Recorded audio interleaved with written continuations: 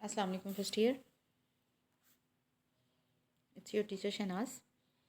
आज हम बुक 1 का chapter number 3 dark they were and golden eyed करने वाले हैं, जिसको कि रे ब्रैडबरी ने लिखा है। ये एक साइंसी फिक्शन है और इसमें एक तस्वुराती फैमिली जो है, बेटरिंग फैमिली, वो मरीख पे चली जाती है और उस पर क्या असरात होते हैं उसके बारे में है ये। तो हम अपना इस चैप्टर को स्टार्ट करते हैं। The rocket metal cooled in the meadow winds.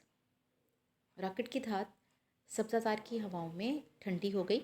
It's lid gave a bulging pop. Bulging pop एक बढ़ती हुई तेज़ खटाक की आवाज़ जो है, पॉप नॉइस को कहा जाता है। उसके दरवाजे से एक खटाक की आवाज़ के साथ वो खुला। From its clock interior stepped a man, a woman and 3 children. और उसके अंदर से एक आदमी, एक औरत और 3 बच्चे निकले। The other passenger world away across the Martian meadows. World away घूम के चले जाना, तेज़ी से निकल जाना। अक्रॉस द मार्शन मीडोज, मुरीख की इस सब्जाजार में। दूसरे मुसाफिर मुरीख की इस सब्जाजार में तेज़ी से इधर उधर चले गए। Leaving the man alone among his family. और उस शख्स को उसके ख़ानदान के साथ, उसके कुंबे के साथ अकेले छोड़ दिया।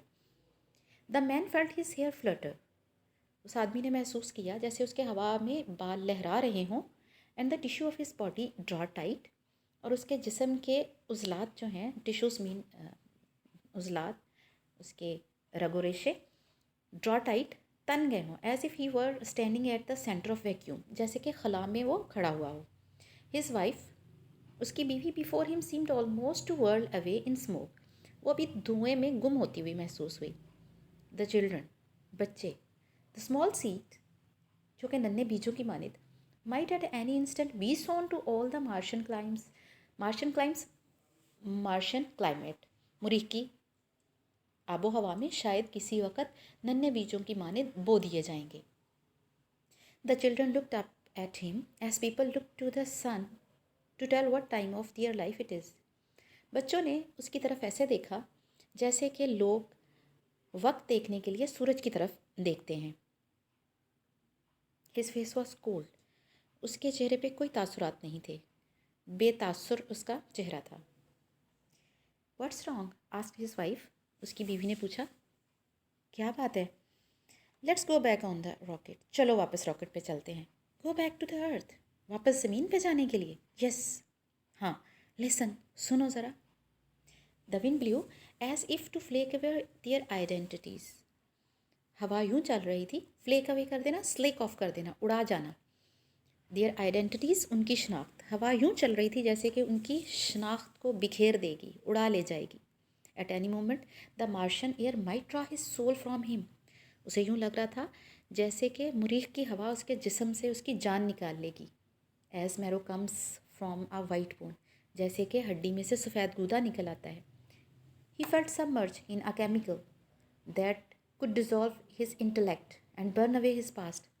उसे यूँ महसूस हो रहा था जैसे वो किसी मादे में, कीमियाई मादे में घुल रहा है और उसका इंटेलेक्ट, ब्रेन, माइंड डिसॉल्व, घुल जाना, ख़त्म होता जा रहा है और वो उसके माजी को ख़त्म कर रहा है। They looked at the Martian hills at that time had worn with the crushing pressure of years. फिर उन्होंने मुरीख की पहाड़ियों की तरफ देखा। That had worn, जो कि टूट फूट चुकी थी, with the crushing pressure of years, इतने गुजरे हुए सालों से की शिकस्त और रेख्त की वजह से, वक्त के गुजरने की वजह से, जो कि टूट फूट चुकी थी। They saw the old cities. फिर उन्होंने उन पुराने शहरों को देखा। लॉस्ट इन दियर मिडोज, जो इन सब्जाजारों में गुम हो चुके थे। Lying like children's delicate bones among the blowing flake of grass, जैसे कि बच्चे की नाजुक हड्डियाँ घास की बहती हुई नदी में पड़ी हुई हों। चिन up Harry, said his wife. उसकी बीवी ने कहा, हैरी खुश हो जाओ, इट्स टू लेट, अब बहुत देर हो गई है।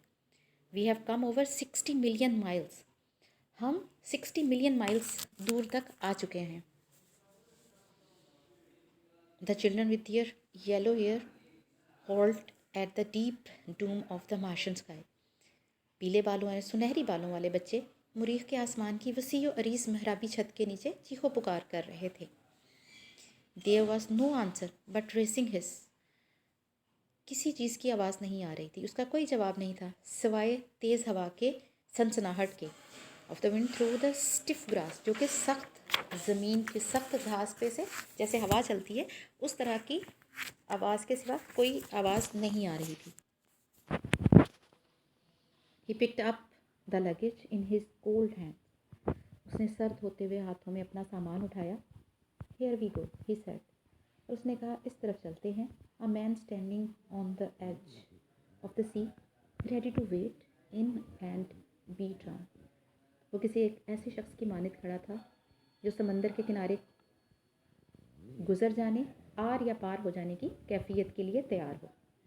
दे walked into the town, वो शहर में दाखिल हो गए। देयर नेम वॉज बेट्रिंग, उनके नाम थे Bittering, Harry and his wife Cora, Harry, उसकी बीवी Cora, Dan, Laura and David, उनके बच्चे डैन, लॉरा उनकी बेटी एंड डेविड उनका बेटा। They built a small white cottage and ate good breakfast there, उन्होंने एक छोटी सी सफ़ेद रंग का घर बनाया, कुटिया बनाई और वहाँ पे अच्छे से नाश्ता किया। But the fear was never gone, लेकिन उनका खौफ ख़त्म नहीं हुआ। It lay with Mr Bittering and Mrs Bittering, a third unbidden partner at every midnight talk, at every dawn awakening, ये खौफ उनके साथ हमेशा मौजूद रहा, किसी बिन बुलाए मेहमान की तरह से। अनबिडन, बिन बुलाया, पार्टनर, साथी, एट एवरी मिडनाइट टॉक, जब भी वो कभी रात में बात करते, एट एवरी डॉन, और हर सुबह बेदार होने पे। तो ये खौफ उनके साथ हर वक्त बिन बुलाए मेहमान की तरह से उनकी रात की गुफ्तगू और उनकी सुबह की गुफ्तगू में शामिल रहा। I feel like a salt crystal, he said, उसने कहा मुझे यूँ लगता है जैसे मैं नमक की एक कलम हूँ, एक टुकड़ा हूँ, एक दली हूँ। इन अ माउंटेन स्ट्रीम, जो कि किसी पहाड़ी की नदी में पड़ा है, बीइंग वॉश्ड अवे, और घुलता चला जा रहा है। वी डोंट बिलोंग हियर, हम यहाँ के लोग नहीं हैं। It was meant for Martians, ये मुरीख के लोगों के लिए था। दिस इज मार्स, ये मुरीख है। It was meant for Martians, ये मुरीखियों के लिए। For heaven sake Cora, let's buy tickets for home, खुदा के लिए चलो हम वापस घर चलते हैं।